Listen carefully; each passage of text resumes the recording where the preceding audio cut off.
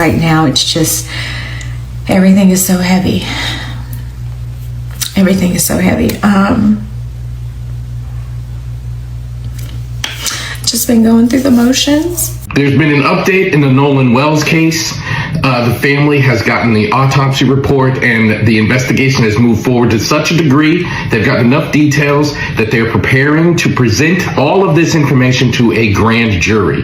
Those of you who are familiar, a grand jury is when they collect a bunch of people, and then the attorneys present the information and the case, and the grand jury decides if there's enough information to indict people on criminal charges. For 2 weeks, one name has hung over the Nolan Wells case without a face attached to it. Tonight, that changes. The girl known only as Katie has finally spoken. A grand jury has now been called, and new GPS data is drawing a tighter circle around the hours before Nolan disappeared. Please, if this case matters to you, and if you believe families deserve real answers instead of rumors, we invite you to like this video right now, subscribe to Crime Chronicles, and turn on notifications.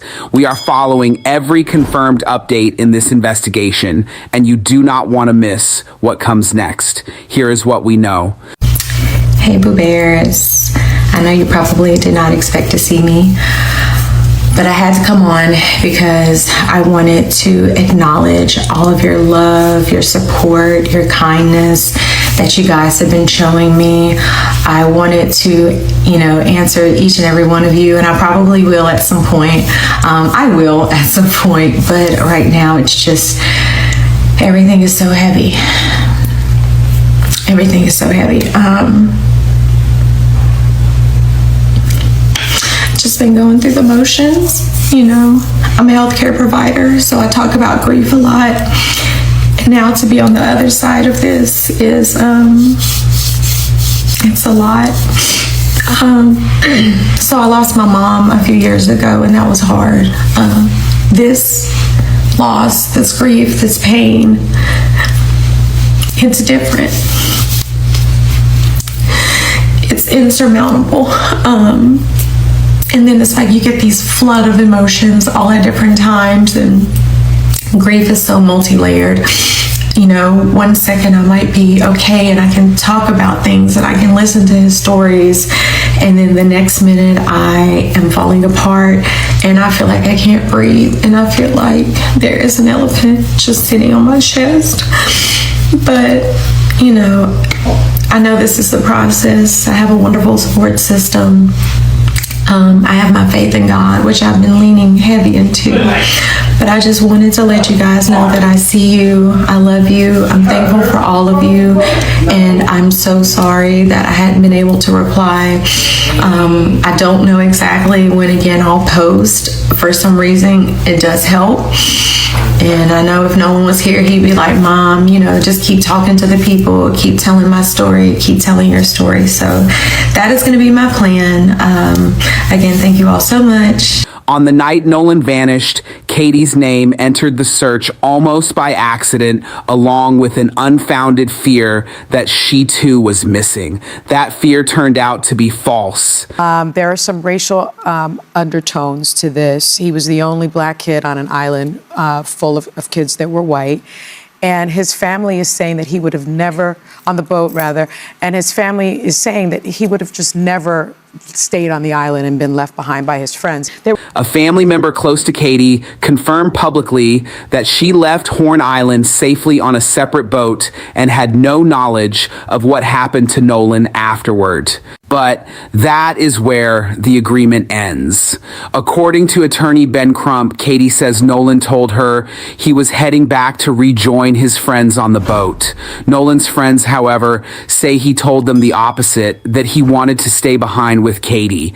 Crump has been direct about what that means. Somebody, in his words, is not telling the truth. Nolan's father, Elmore Wansley, has firmly rejected the idea that his son simply chose to stay behind for a girl, pointing to Nolan's plans to return to school and football that following week. Two accounts, two very different pictures of Nolan's final decision. And right now, nobody, not the family, not investigators, has been able to say which one is accurate.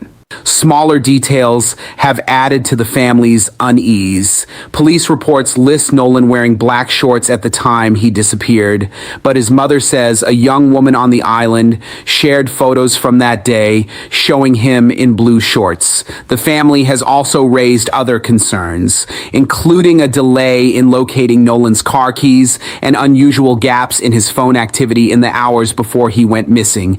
Details, they say, still have not been fully explained. Meanwhile, the GPS record keeps building its own version of that day, one based purely on data. The boat left its dock at 9:56 that morning and reached Horn Island by 11:14. It departed the island at 4:31 that afternoon without Nolan on board, then made a series of stops into Fort Bayou, back to the dock, and finally towed by land to a residence in Biloxi that evening.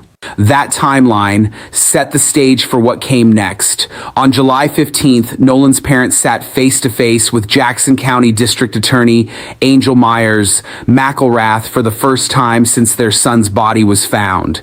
Attorney Ben Crump described the meeting as respectful and candid, a small but meaningful shift for a family that had spent over a week feeling shut out of their own son's case.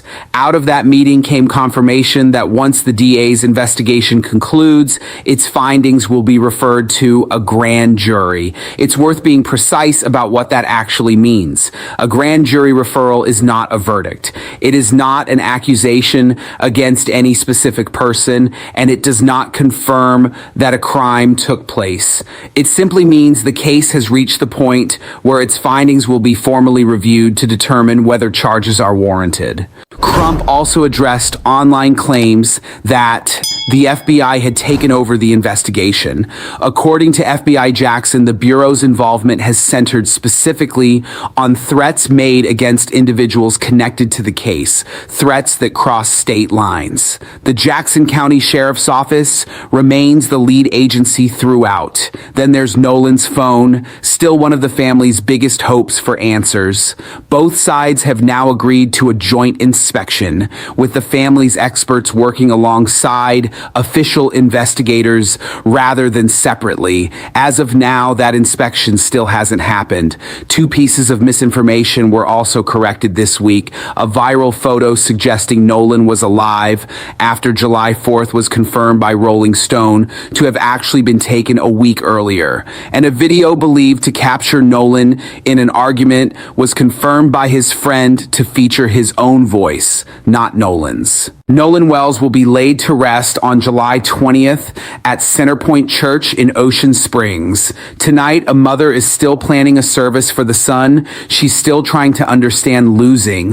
While a grand jury waits, a phone sits uninspected, and a contradiction between two accounts remains unresolved by anyone with the authority to resolve it. If you want the truth on this case told carefully, without shortcuts and without speculation, hit subscribe on Crime Chronicles right now if you haven't yet, because we'll be here the moment the next update breaks and we don't want you to miss anything.